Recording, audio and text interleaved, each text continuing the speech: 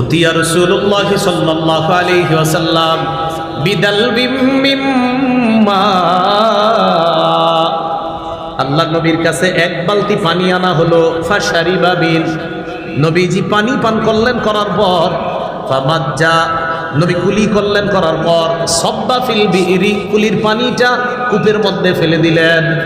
এক বালতি পানি আনা হলো, নবীজি পানি পান করলেন, পানি পান করার পর নবীজি পানি মুখে নিলেন, নিয়ে কি করলেন, কুলি করলেন, কুলির পানিটা বালতির মধ্যে ফেললেন অথবা কূপের মধ্যে ফেললেন।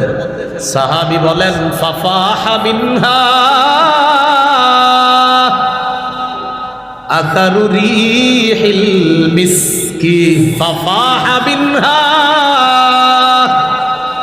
মিসলু রিহিল মিসকি। নবীজির কুলির পানি কূপের মধ্যে লাগার পর কূপের পানি থেকে মেশক আম্বরের গ্রাম বের হওয়া শুরু হয়ে যায়। এটা হলো কুলি। তাহলে গেল কি, দাঁত গেল, এরপরে থুতু গেল, কুলি গেল। নবীর ফু ছিল কেমন? ফু বিসমিল্লাহির রহমানির রহিম, এই ফুটা কেমন ছিল?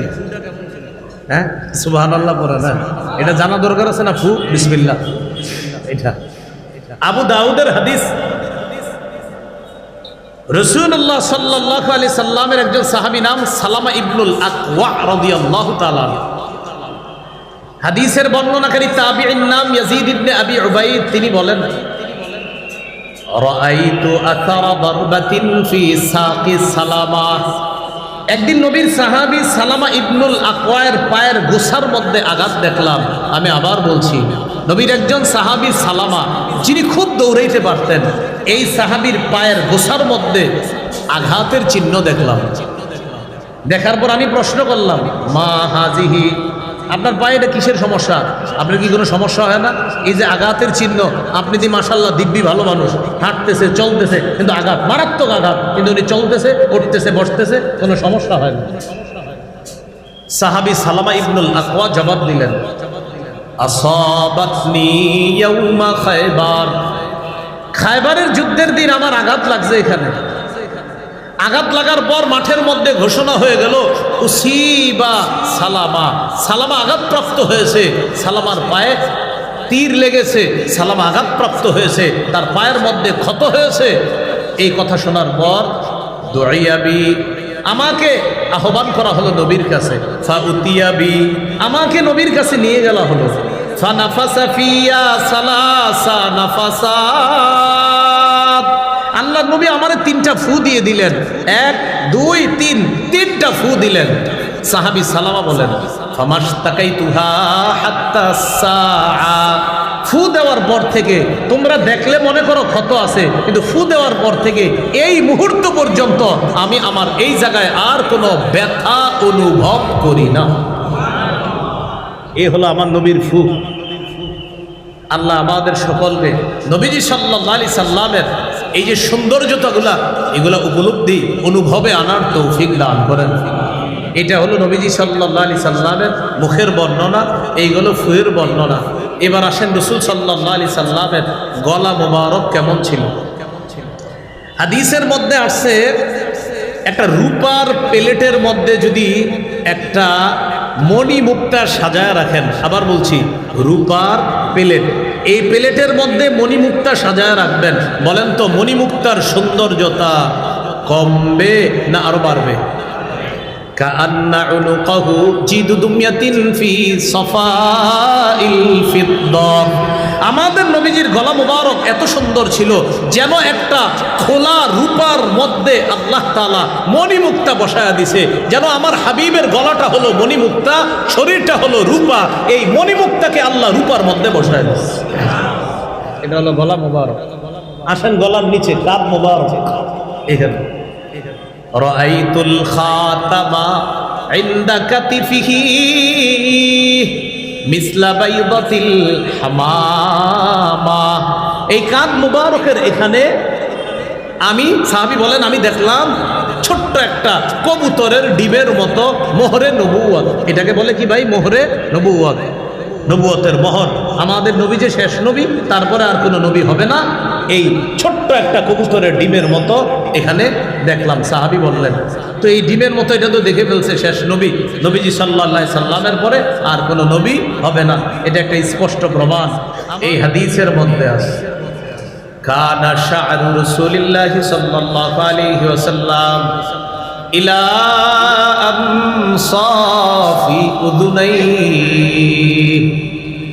রাসূলুল্লাহ সাল্লাল্লাহু আলাইহি সাল্লামের চুল মুবারক অর্ধ কান পর্যন্ত লম্বা হতো, আর এটা কানের লতি পর্যন্ত প্রলম্বিত হতো, এটাকে বলা হয় ওয়াফরা। নবীজির চুল মুবারক এই কানের অর্ধ পর্যন্ত, যেটা লতি পর্যন্ত প্রলম্বিত হতো, এটাকে বলা হয় ওয়াফরা। কি বলা হয়? ওয়াফরা। সহিহ বুখারীর বর্ণনা 5905 নম্বর হাদিস। এই হাদিসের বর্ণনাকারীও আনাস ইবনু মালিক। এটা হলো দ্বিতীয় প্রকার চুলের বর্ণনা, যেটা আমরা শিখেছি একটু আগে, লিম্মা। এই হাদিসের মধ্যে আছে কানা শা'রু রাসূলিল্লাহি সাল্লাল্লাহু আলাইহি ওয়াসাল্লাম বাইনা উযুনাইহি ওয়া আতিকিহি। রাসূলুল্লাহ সাল্লাল্লাহু আলাইহি সাল্লামের চুল মুবারক দুই কান এবং দুই কাঁধের মাঝামাঝি পর্যন্ত লম্বা। দুই কান এবং দুই কাঁধের মাঝামাঝি পর্যন্ত কখনো লম্বা হতো, এটাকে বলা হয় লিম্মা। কি বলা হয়? তাহলে বলেন তো, কানের ইয়া পর্যন্ত লম্বা, এটাকে জানি কি বলা হয়? ওয়াফরা। আর কান এবং কাঁধের মাঝামাঝি পর্যন্ত লম্বা, এটাকে কি বলা হয়? লিম্মা। রয়ে গেল 3 নম্বর পদ্ধতি, জুম্মা। সহিহ বুখারীর বর্ণনা 5904 নম্বর হাদিস। এই হাদিসের বর্ণনাকারীও আনাস ইবনু মালিক রাদিয়াল্লাহু তাআলা, তিনি বলেন কানা ইয়াদরিবু শা'রু রাসূলিল্লাহি সাল্লাল্লাহু আলাইহি ওয়াসাল্লাম মানকিবাই। রাসূলুল্লাহ সাল্লাল্লাহু আলাইহি সাল্লামের চুল মুবারক কখনো কখনো কাঁধ পর্যন্ত লম্বা হতো। এই কাঁধ পর্যন্ত লম্বা চুলকে বলা হয় জুম্মা। কান পর্যন্ত ওয়াফরা, কান এবং কাঁধের মাঝামাঝি পর্যন্ত লিম্মা, কাঁধ পর্যন্ত লম্বা, এটাকে বলা হয় জুম্মা। আল্লাহ আমাদের সকলকে 3টি পদ্ধতির কথা মনে রেখে আমলে বাস্তবায়ন করার তৌফিক দান করেন। এইগুলো নবীজি সাল্লাল্লাহু আলাইহি সাল্লামের চুলের বর্ণনা। নবীজি সাল্লাল্লাহু আলাইহি সাল্লামের মাথা মুবারকের বর্ণনা গেল, চুলের বর্ণনা গেল। এখন আমরা জানবো নবীজির চেহারা মুবারকের বর্ণনা। সুবহানাল্লাহ পড়ি। সহিহ বুখারীর বর্ণনা 3549 নম্বর হাদিস। এই হাদিসের মধ্যে আছে কানা রাসূলুল্লাহ সাল্লাল্লাহু আলাইহি ওয়াসাল্লাম আহসানান নাসি ওয়াজহা। রাসূলুল্লাহ সাল্লাল্লাহু আলাইহি সাল্লাম এই পৃথিবীর সমস্ত মানুষের মধ্যে সর্বাপেক্ষা সুন্দর চেহারার অধিকারী ছিলেন। সবচেয়ে সুন্দর চেহারার অধিকারী ছিলেন। এখন কথা হলো, চেহারাটা কি গোল নাকি লম্বা? জানলাম সবচেয়ে সুন্দর, এখন জানবো এটা কি গোল নাকি লম্বা। তিরমিজির হাদিস 3638 নম্বর হাদিস। এই হাদিসের মধ্যে আছে লা বিল মুকালসাম বাল কানা ফি ওয়াজহিহি তাদবীর। নবীজির চেহারা মুবারক একেবারে গোল ছিল না, বরং গোলের ভাব ছিল। আবার বলছি, একেবারে গোল না, বরং গোলের দিকে একটা ভাব ছিল, পুরোপুরি গোল ছিল না। সহিহ মুসলিমের বর্ণনা, সাহাবী জিজ্ঞাসা করলেন ওয়াজহুহু মিসলাস সাইফ। আচ্ছা, নবীর চেহারা মুবারক কি তরবারির মতো ছিল? সাহাবী জবাব দিলেন লা বাল কানা মিসলাশ শামসি ওয়াল কমার। নবীর চেহারা মুবারক চাঁদ এবং সূর্যের মতো সুন্দর ছিল। চাঁদ এবং সূর্যের মতো সুন্দর। তো চাঁদ, এটার আবার গোল ভাবা যাবে না আপনি, কারণ আগেই বলে নিছি পুরাপুরি গোল না, গোলের দিকে ভাব। তো জিজ্ঞাসা করলেন এটা কি তরবারির মতো? তো সাহাবী জবাব দিলেন না না, চন্দ্র এবং সূর্যের মতো। তিরমিজির হাদিস 2811 নম্বর হাদিস, 2811। এই হাদিসের বর্ণনাকারীর নামটাও আমরা একটু মনে রাখি। বলেন জাবের ইবনে সামুরা। জাবের ইবনে সামুরা রাদিয়াল্লাহু তাআলা। এই জাবের রাদিয়াল্লাহু তাআলা আনহু কি বলেন দেখেন, যেটা আমরা ছোটবেলা থেকে শুনছি ঘটনাটা, এই জন্য আপনাদেরকে হাদিসের রাবি বর্ণনাকারীর নামটাও একটু বলাইলাম। সাহাবীর নাম জাবের ইবনে সামুরা রাদিয়াল্লাহু তাআলা। তিনি বলেন, তিরমিজি 2811 নম্বর হাদিস, 2811, তিনি বলেন, عن جابر بن سمرة رضي الله تعالى عنه قال رأيت رسول الله صلى الله عليه وسلم في ليلة إضحيان আমি আল্লাহ রাসূলের দিকে জোছনা রাতে তাকাইলাম। কি রাতে? জোছনা। আমি নবীর দিকে জোছনা রাতে তাকাইলাম। ফাজআলতু আনজুরু ইলা রাসূলিল্লাহি সাল্লাল্লাহু আলাইহি ওয়াসাল্লাম ওয়া ইলাল কামার। একবার নবীর দিকে তাকাই, একবার চাঁদের দিকে তাকাই, নবী চাঁদ, নবী চাঁদ, নবীর দিকে চাঁদের দিকে, নবীর দিকে চাঁদের দিকে। জাবের বলেন, হুয়া আহসানু ইনদি মিনাল কামার। আল্লাহর কসম, তিনি ওই চাঁদের চাইতে বেশি সুন্দর। হযরত জাবের রাদিয়াল্লাহু তাআলা আনহু বলেন, জ্যোৎস্না রাতে তাকাইলাম, একবার চেহারা মুবারকের দিকে তাকাই, একবার চাঁদের দিকে তাকাই, চেহারা চাঁদ, চেহারা চাঁদ, চেহারা চাঁদ। বিশ্বাস করো তিনি চাঁদের চেয়ে সুন্দর। এই হলো নবীজি সাল্লাল্লাহু আলাইহি সাল্লামের চেহারা মুবারকের বর্ণনা। আর একটা বর্ণনা শোনেন, আল জামিউস সগীর হাদিসের কিতাব 6475 নম্বর হাদিস। এই হাদিসের মধ্যে আছে,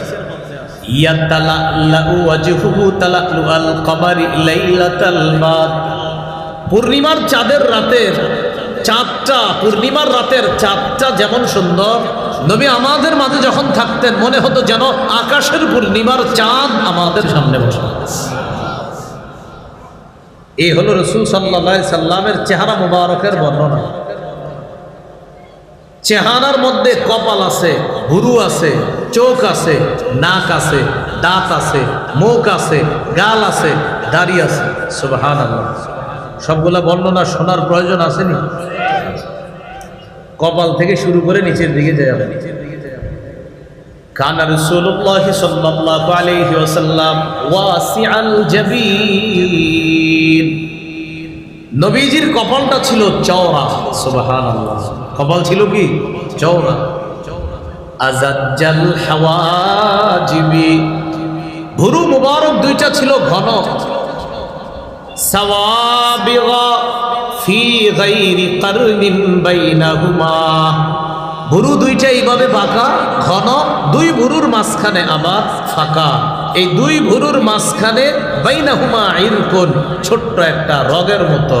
ইউদিরুহুল গাদাব, রাগ করলে রাগে নবীজির এই দুই ভুরুর মাঝের ছোট্ট একটা রগ, নবীজির রাগ ওই রগটাকে ফুলিয়ে দিয়ে এই জায়গার সৌন্দর্যতা আরো বাড়ায় দেয়। রাগ করলে এটা আপনার ইয়ে হইতো আরো সুন্দর হয়ে গেল। সুবহানাল্লাহ। এটা হলো নবীজির ভুরু, কপাল আর দুই ভুরুর মাঝখানে ছোট্ট একটা রগ। নবী যখন রাগ করতেন, আমাদের নবীজির রাগও সুন্দর। সুবহানাল্লাহ। আমার নবীর সব সুন্দর। কি কথা বুঝে আসছে তো? শুধু আমার নবীর নামে বেদাত অসুন্দর। কি অসুন্দর? হ্যাঁ, আমার নবীকে ভালোবাসা সুন্দর, মহব্বত করা সুন্দর। নবীর সব সুন্দর, পদ্ধতিটাও সুন্দর। বুঝে আসছে তো? হযরত মাওলানা মুফতি বশিরুল্লাহ হাফিজাহুল্লাহ কম কথায় দামি কথা বলছে, আপনারা মন দিয়ে শোনেন না। হুজুরে সংক্ষিপ্ত সময় অনেক দামি কথা বইলা ফেলছে, আপনারা মন দেন নাই সবাই, কিন্তু মন দেওয়া উচিত ছিল। রাসূলুল্লাহ সাল্লাল্লাহু আলাইহি ওয়াসাল্লাম, এই ছিল তার ভুরু দুইটার বর্ণনা। ভুরুর মাঝখানে ছোট্ট রগ, রাগ এই রগকে ফুলিয়ে দিত। এরপরে হলো আপনার চোখের বর্ণনা, দুই ভুরুর নিচে চোখ।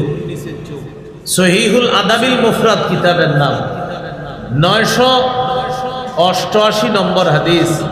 তিরমিজির বর্ণনায় আসছে রাসূলুল্লাহ সাল্লাল্লাহু আলাইহি সাল্লামের চোখ কেমন ছিল। কানা রাসূলুল্লাহ সাল্লাল্লাহু আলাইহি ওয়াসাল্লাম আযীমাল আইনাইন। কোরআনের মধ্যে অসংখ্য অগণিত জায়গায় হুরদের বর্ণনায় যখন আল্লাহ তাআলা আলোচনা করেছেন, আল্লাহ তাআলা আলোচনা করেছেন হুররা হবে ডাগর ডাগর চোখ বিশিষ্ট। বলেন হুররা হবে, সবাই বলেন ডাগর ডাগর, বলতে হবে হুররা হবে ডাগর জাগর, আবার হুররা হবে ডাগর ডাগর চোখ বিশিষ্ট। কানা রাসূলুল্লাহ সাল্লাল্লাহু আলাইহি ওয়াসাল্লাম আজিমাল আইনাইন, আল্লাহ নবী দুনিয়াতে ডাগর ডাগর চোখ বিশিষ্টের অধিকারী ছিলেন। হুররা হবে ডাগর ডাগর চোখ বিশিষ্ট। আমার নবীর চোখগুলো ছিল ডাগর ডাগর চোখ। সুবহানাল্লাহ। কারো দিকে তাকাবে তো আমার নবীর চোখের প্রেমে পড়তে সে বাধ্য হবে। এই হলো চোখের বর্ণনা।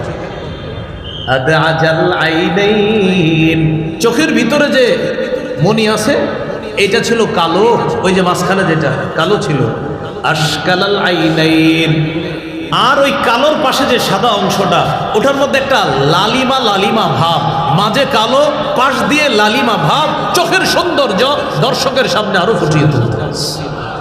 তাহলে ডাগর ডাগর, আবার মাঝখানে কালো, আবার পাশে হালকা লালিমা লালিমা ভাব, এইভাবে যারা দেখতেন তাদের কাছে আল্লাহর হাবিবের চোখের সৌন্দর্যতা ফুটে উঠত। আসলে আমি বর্ণনা করছি, আপনারা শুনতেছেন, আসলে নবী যে কত সুন্দর ছিল যারা দেখছে তারা শুধু বলতে পারে। মাঝে একটা কথা মনে আসছে, বলে ফেলি আপনার। বারা ইবনে আযিব রাদিয়াল্লাহু তাআলা আনহুর বর্ণনা, মুসনাদে আহমদের এই লম্বা হাদিস, আবু দাউদেরও লম্বা হাদিস। বারা ইবনে আযিব রাদিয়াল্লাহু তাআলা আনহু বলেন, একদিন নবীজির সাথে এক জানাজায় রওনা করলাম, কবরস্থানের সামনে গিয়ে নবীজি বসে রয়েছে। তো নবীজি বসলেন, আমরাও বসে গেছি। বসার পর আমরা সবাই নবীজির দিকে তাকায় দিছি। নবীজি নিচের দিকে এইভাবে লাঠি দিয়ে মাটির মধ্যে আঁকাআঁকি করতেছে, আমরা নবীর দিকে তাকায় রয়েছি। দেখেন সাহাবী কি বলে, কয় এমন ভাবে তাকায় আছি আমরা সবাই, কান্না আলা রুউসিনা আত-তায়র, যেন আমাদের মাথার উপরে পাখি বসা। এর মানে এমন একজনকে আমরা দেখতেছি, পাখি আইসা বসলেও পাখির কোনো সমস্যা হবে না, ও সুন্দরভাবে বৈশা আরাম নিয়ে আবার এখান থেকে চলে যাবে, আমরা বুঝতে পারবো না, কারণ এমন একজনকে দেখতেছি। কান্না আলা রুউসিনা আত-তায়র, আহারে যদি দেখতাম, না স্বপ্নেও যদি দেখা যেত। তো রাসূলুল্লাহ সাল্লাল্লাহু আলাইহি ওয়াসাল্লাম, এই ছিল নবীজির চোখ মুবারক। নবীজি সাল্লাল্লাহু আলাইহি সাল্লামের চোখের এই কোণাগুলা কেমন ছিল? আমরা বাচ্চাদেরকে কি বলি, ছোটবেলায় কাজল দিয়ে দেয়, তো কাজল দিলে ওর চোখের সৌন্দর্যতা ফুটে। আবার অনেকে সুরমা দেয়, সুরমা দিলে চোখের সৌন্দর্যতা ফুটে। এবার আমার নবীর চোখ কেমন ছিল একটু দেখেন। জাবির ইবনে সামুরা রাদিয়াল্লাহু তাআলা আনহু বলেন, কুনতু ইযা নাযারতু ইলাইহি কুলতু আকহালাল আইনাইন, মাঝে মাঝে নবীজির দিকে তাকাইতাম, আমি মনে মনে বলতাম মনে হয় তিনি চোখের সুরমা দেওয়া। আবার বুঝেন, আমি নবীর দিকে তাকাইতাম, তাকায়া মনে হতো, আমার মনে মনে এরকম মনে হতো, মনে হয় তিনি চোখের সুরমা দিছেন। ওয়ালাইসা বিআকহালা, ভালোভাবে তাকায়া দেখতাম চোখের সুরমা দেওয়া না, বরং আমার নবীর চোখগুলো আল্লাহ বানাইছে এত সুন্দর, দেখলে মনে হতো যেন সুরমাওয়ালা চোখের মতোই হাবিবের চোখগুলো আল্লাহ বানাইছে। কাজল দিয়ে সুন্দর বাড়ায়, সুরমা দিয়ে সৌন্দর্যতা বাড়ায়, আমার নবীর চোখ আল্লাহ বানাইছে। সুবহানাল্লাহ।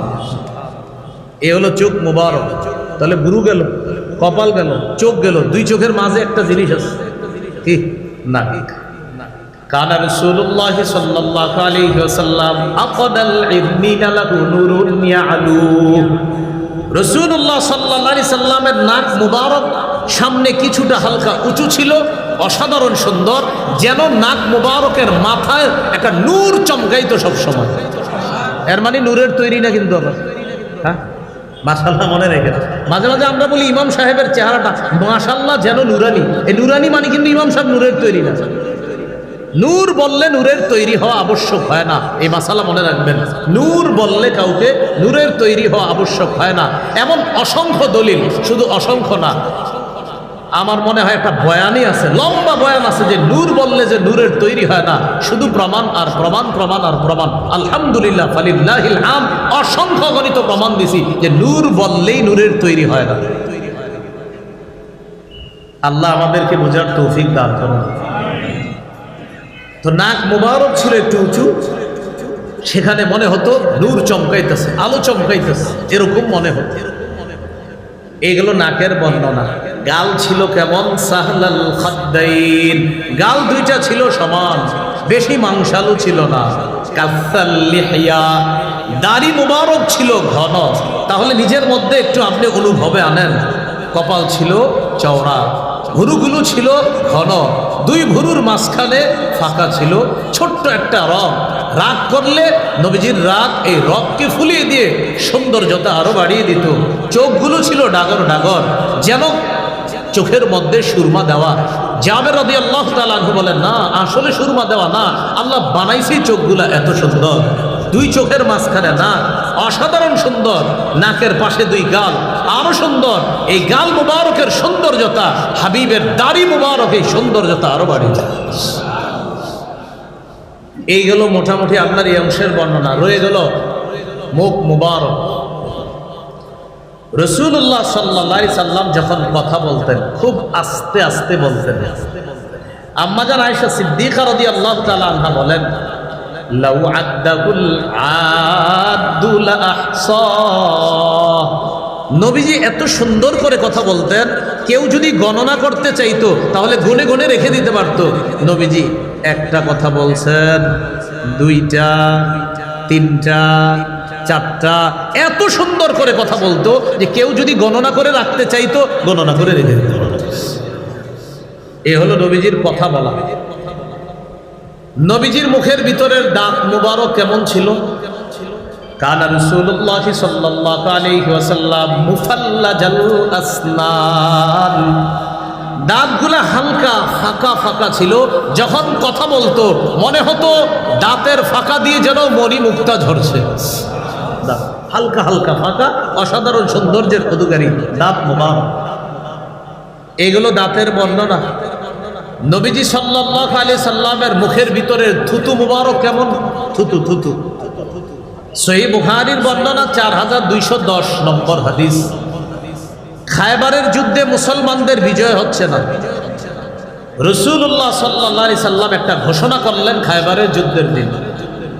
قال رسول الله صلى الله عليه وسلم يوم خيبر لأعطين الراية غدا رجلا يفتح الله على يديه يحب الله ويحبه الله ورسوله। নবীজি খায়বারের যুদ্ধের দিন বললেন, আমি আগামীকাল পতাকা এমন এক ব্যক্তির হাতে দিব, যেই ব্যক্তির হাতে আল্লাহ খায়বারের বিজয় দান করবে। এই ব্যক্তি আল্লাহকে ভালোবাসে, আল্লাহ এবং আল্লাহ রসুলও তাকে ভালোবাসে। সুবহানাল্লাহ। আবার একটু বুঝেন। নবীজি বললেন, আগামীকাল এমন এক ব্যক্তির হাতে আমি পতাকা দিব, যার হাতে আল্লাহ খায়বারের বিজয় দান করবেন, যিনি আল্লাহকে ভালোবাসে আর আল্লাহ এবং তার রসুলও তাকে ভালোবাসে। তাহলে বিষয়টা প্রথম অংশের যে গুরুত্বপূর্ণ, দ্বিতীয় অংশটা তিনি আল্লাহকে ভালোবাসেন, এটা অনেক গুরুত্ব। সাথে সাথে নবী বলতেছে আল্লাহ এবং তার রসুলও তাকে ভালোবাসে। এই কথা প্রথমটার গুরুত্ব দ্বিতীয় কথাটা আরো বেশি গুরুত্বপূর্ণ করে তুলছে। সুবহানাল্লাহ। চিন্তা করেন, আমরা আল্লাহরে ভালোবাসি, বলেন সুবহানাল্লাহ। কিন্তু যদি জানতাম আল্লাহ ভালোবাসে আমাদের, বাকি আল্লাহ বলে দিয়েছে। নবী আপনি বলেন, সূরা আলী ইমরানে বলছে। আমাদের আবরার ভাই ওই বিষয়ে আলোচনা করছে। আবরার ভাই মুফতি বশিরুল্লাহ সাহেবের আলোচনা থেকে আমি বুঝলাম যে আবরার ভাই মহব্বত নিয়ে আলোচনা করছে নবীজি সাল্লাল্লাহু আলাইহি সাল্লামের। তো নবীজির ভালোবাসা আমরা যদি চাই, তা আল্লাহ বলতেছেন, যদি তোমরা আল্লাহকে ভালোবাসো তাহলে আমি নবীর অনুসরণ করো। নবী আপনি বলেন, আপনার উম্মত যদি আপনার অনুসরণ করে, আমি আল্লাহ তাদেরকে ভালোবাসবো। আমরা ভালোবাসতে চাই কাকে? বলেন আল্লাহকে। বলেন তো আল্লাহকে ভালোবাসতে চাইলে কার অনুসরণ করা লাগবে? নবী। আর নবীর অনুসরণ করলে ঘোষণা, আমাদেরকে কে ভালোবাসবে? সুবহানাল্লাহ। প্রথম কথা যতটা গুরুত্বপূর্ণ, পরেরটা আরো বেশি গুরুত্বপূর্ণ, যে নবীরে মোহাব্বত করলে আল্লাহ বলে আমি তোমাদেরকে ভালোবাসবো। সুবহানাল্লাহ। তাহলে আগামীকাল পতাকা দিব এমন এক ব্যক্তির হাতে, যার হাতে আল্লাহ খায়বার বিজয় দান করবেন। ফাবাতান নাসু ইয়াদুকুনা লাইলাতাহুম আইয়ুহুম ইউতাহা। সাহাবীরা সবাই রাতের বেলা জল্পনা কল্পনায় রাত কাটায় দিতেছে, কেউ ঘুমায় না। আমার দিকে তাকাইলে বুঝবেন বিষয়টা, সবাই একটু এদিকে তাকান। সাহাবীরা রাতের বেলা জল্পনা কল্পনায় কাটাই দিতেছে। কুল্লুহুম ইয়ারজু, প্রত্যেকে আশাবাদী, ইয়তাহা, প্রত্যেকে আশাবাদী পতাকাটা আমাকে দিবে। জল্পনা কল্পনা কারে বলে দেখেন? কারে জান দেয়? আমারে? না না, মনে হয় তারে, না ওমকরে, না আবু বকর সিদ্দিককে, না ওমরকে, না নবী তো একজনকে বলছে, তাহলে একজনটা কে? আমি না তো, না আমি মনে হবো ইনশাল্লাহ, না আমি না ওমকে। এটারে কয় জল্পনা কল্পনা, না জানি আমি। নবী তো একজন বলছে, এতজনের মাঝে নবী সাল্লাল্লাহু আলাইহি সাল্লাম একজন বলছে, এতজনের মাঝে সে একজনকে আমি, এরকম জল্পনায় সারা রাত সাহাবীরা কাটাই দিচ্ছে। পরের দিন রাসূল সাল্লাল্লাহু আলাইহি সাল্লামের সামনে সবাই আসছে। আসার পর সবাই কামনা করে, ইস আমার নামটা ঘোষণা করুক। নবীজি বললেন, আইনা আলী ইবনু আবি তালেব, আচ্ছা আলী কোথায়? তোমাদের মাঝে আলী কোথায়? সুবহানাল্লাহ। মজার ব্যাপার, যাকে পতাকা দিবে তার কোনো জল্পনাও ছিল না, কল্পনাও ছিল না। তিনি এই বিষয়ে রাতের বেলা কোনো জল্পনা কল্পনা করে নাই, করেছে সবাই, কিন্তু যাকে দিবে তিনি অসুস্থ। সাহাবীরা জবাব দিলেন, হুয়া ইয়াশতাকি আইনাইহি ইয়া রাসূলুল্লাহ,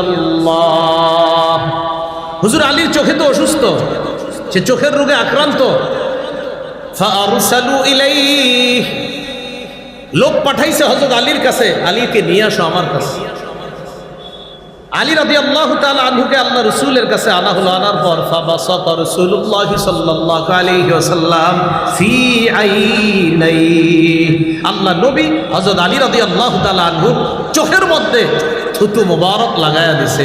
সাহাবী সাহল ইবনু সাদ আস-সাঈদী বলেন, ফাবারাআ কান্নাহু লাম ইয়াকুন বিহি ওয়াজউন, নবীজির থুতু মুবারক লাগার পর আলীর চোখের দিকে তাকায় আমাদের মনে হলো এই দুই চোখে কোনোদিন কখনো সমস্যা হয় নাই, অসুস্থতা হয় নাই।